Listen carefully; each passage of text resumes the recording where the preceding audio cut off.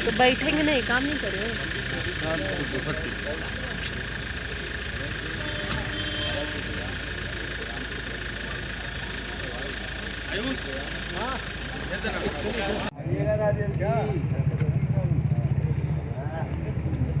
चलो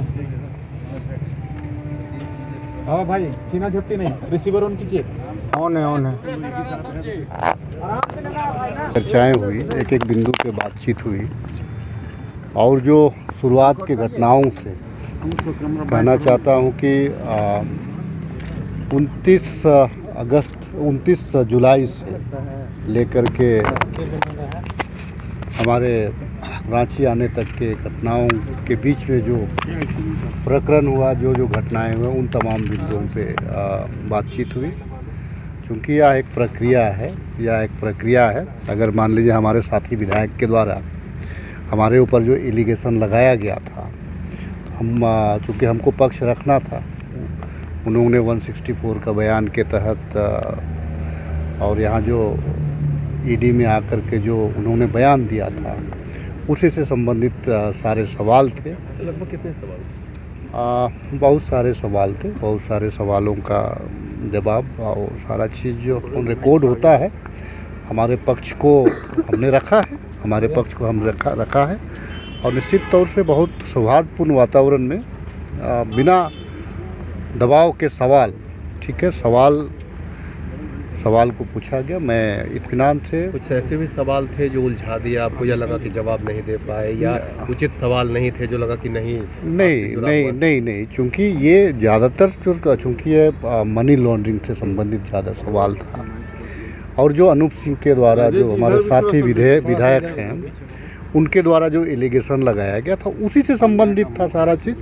चूँकि आप लोगों के सामने बहुत पहले भी हम लोगों ने बहुत सारी बातों को कहा है, तो कोई नई बात नहीं थी।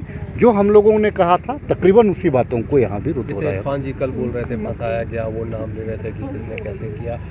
इस प्रकरण के बाद, आज के पूछताछ के बाद आपको क्या लगा, क्योंकि कल विक्सल जी की भी बारी है यहाँ पे आना? देखिए, मन में जो एक जो सवाल था मेरे मन में, पता नहीं क्या पूछेंगे, हमारे साथी विधायक अनूप ने क्या बोला होगा, तो तमाम चीज़ तो उसी के आधार से क्वेश्चन यहाँ पे निकला, उसी के आधार से हमने जवाब दिया। और जो एलिगेशन लगा है, आज भी मैं कह रहा हूँ कि वो गलत है। तो आपके साथी ने क्या बोला था, क्या लगा आपको जब? लेकिन देखिए, उन्होंने क्या कहा, उन्होंने कहा कि भाई आप सरकार गिराने में साजिश रचे हैं। मैं क्या बोलूँगा, उसको तो माननीय उच्च न्यायालय कलकत्ता ने भी कहा।